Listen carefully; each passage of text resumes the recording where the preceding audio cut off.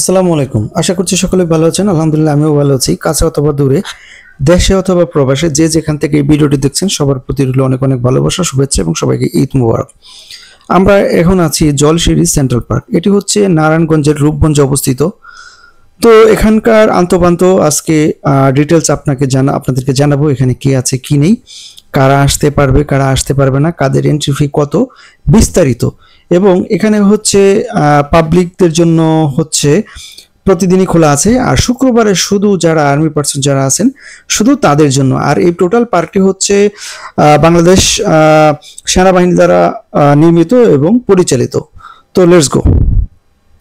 তো ঢোকার সাথে সাথেই যেটা দেখতে পাওয়া যাচ্ছে একটা বিশাল মাঠ, তবে সবুজ আর সবুজ, খুবই ভালো লাগার মতো।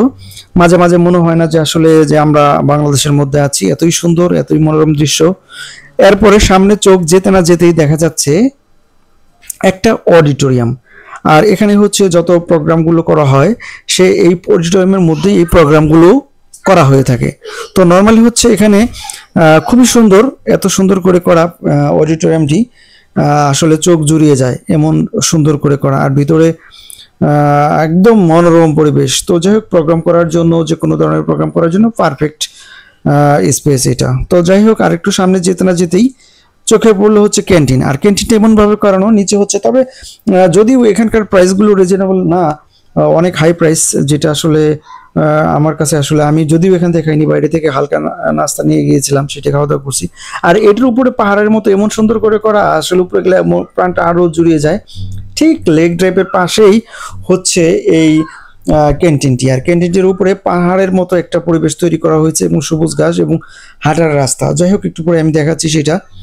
তো এর পাশে হচ্ছে লেক ড্রাইভ। এখান থেকে ক্যান্টিন দিয়ে ঢুকেই আপনি যে ভিউটা পাবেন, এখানে বসে খেতে পারবেন। আর পাশে হচ্ছে লেক ড্রাইভ, আর পাশ দিয়ে দেখবেন কত সুন্দর সুন্দর একদম অত্যাধুনিক স্পিডবোট যাচ্ছে।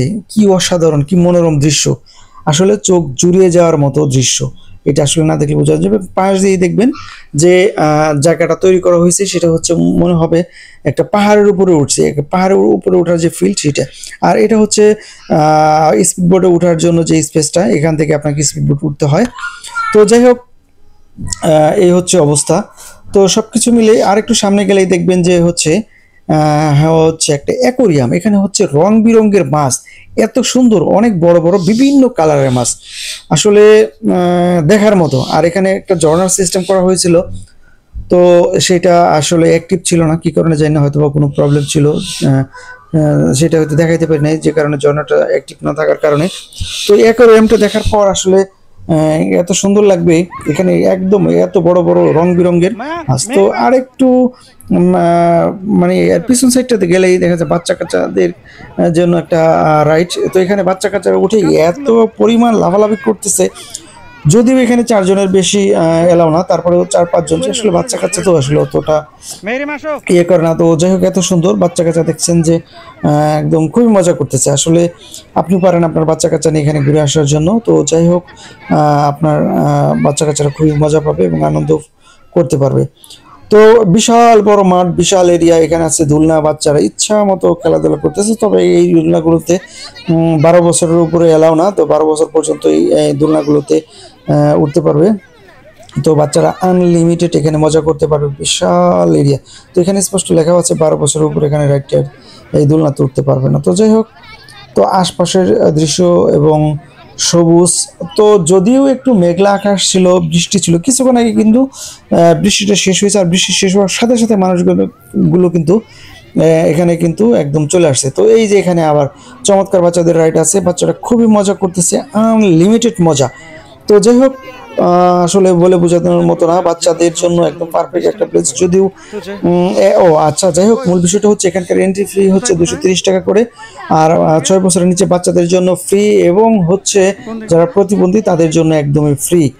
তো 12 বছরের ঊর্ধ্বে এবং সবার জন্য 230 টাকা। তো যাই হোক, এখানে বাচ্চারা খুবই মজা করতেছে, একদম আনলিমিটেড মজা। তো যাই হোক, আমি সপরিবার এখানে গিয়েছিলাম এবং বাচ্চাদের নিয়েই। তো আপনারা আসলে আশেপাশে যে দৃশ্যগুলো সেগুলো দেখেও খুব মজা পাবেন। অনেকগুলো রাইড আছে যে রাইডগুলো একদমই ফ্রি, আর 230 টাকা এন্ট্রি ফির মধ্যেই হচ্ছে সব কিছু ইনক্লুডেড। তো আসলে বৃষ্টি হওয়ার কারণে বাচ্চারা আসলে রাইডগুলোতে উঠে খুব একটা মজা পাচ্ছিল না, একটু পিচ্ছিল পিচ্ছিল ছিল। তা আমিও খুব ভয়ের মধ্যে ছিলাম আসলে এই মুহূর্তে। তো যাই হোক, ঢোকার সাথে সাথে আর একটু ডান সাইডে যে জিনিসটা পাবেন সেটা হচ্ছে একটা মজার একটা বিষয়। এখানে ঢোকার সাথে সাথে দেখবেন যে আপনি হারিয়ে যেতে পারেন যদি এটার মধ্যে ঢুকেন। এটা হচ্ছে ঘাস দিয়ে এমনভাবে পেছনে কুচনে রাস্তা করা হয়েছে যে আপনি একবার ঢুকে গেলে এখানে একদম হারিয়ে যাওয়ার সম্ভাবনা খুবই বেশি।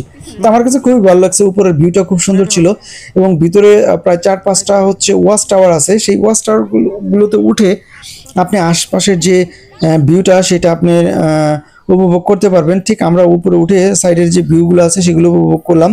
তো খুবই সুন্দর লাগছে, একদমই অসাধারণ। আঁকা বাঁকা পেঁচানো এমনভাবে আসলে করা হয়েছে। আপনি তবে ভিতরে ঢোকার পর আপনি কিন্তু হারিয়ে যাবেন, নির্ঘাত হারিয়ে যাবেন। রাস্তাটা বের করতেও কিন্তু খুবই কষ্ট। তো যাই হোক, তারপর আমরা এক পাশ দিয়ে ঢুকে অন্য পাশ দিয়ে বেরিয়ে গেছি। তো আসলে অতটা না, আপনিও আসলে বাচ্চা কাচ্চারা হারিয়ে যাবে, এটা একদম নিশ্চিত। তো সবকিছু মিলে এই হচ্ছে জলশিরি সেন্ট্রাল পার্কের মোটামুটি ভিউ। সামনে তো মোটামুটি আরও অসাধারণ কিছু স্পেস আছে যেগুলো আসলে ঘুরে বেড়ানোর মতো। যদি মেঘলা আকাশ না হইতো হয়তো বা আমাদের মজাটা আরও একটু বেশি হইতো। তো ওয়াচ টাওয়ারে উঠে ঠিক এই যে গাছ দিয়ে যে পেঁচানো যে জায়গাটা তৈরি করা হয়েছে সেটা উপভোগ করার জন্য অবশ্যই আপনাকে ওয়াচ টাওয়ারে উঠতে হবে, তা না হলে এখানকার এই ফিলটা আপনারা নিতে পারবেন না। তো এখানকার ফিল নিতে নিতেই আমরা এখান থেকে বের হয়ে পড়লাম মোটামুটি আরেকটু সামনের দিকে। তো দেখি এরপরে কি আছে। তো ওয়াচ টাওয়ারে বৃষ্টির পরে বেশ ভালোই লাগছিল। তো এখান থেকে এখন আমাদের বের হওয়ার পালা। তো বের হতে কিন্তু আমরা বেশ কয়েকবার রাস্তা ভুলে গেছি, আসলে বের হতেই পারতেছিলাম না।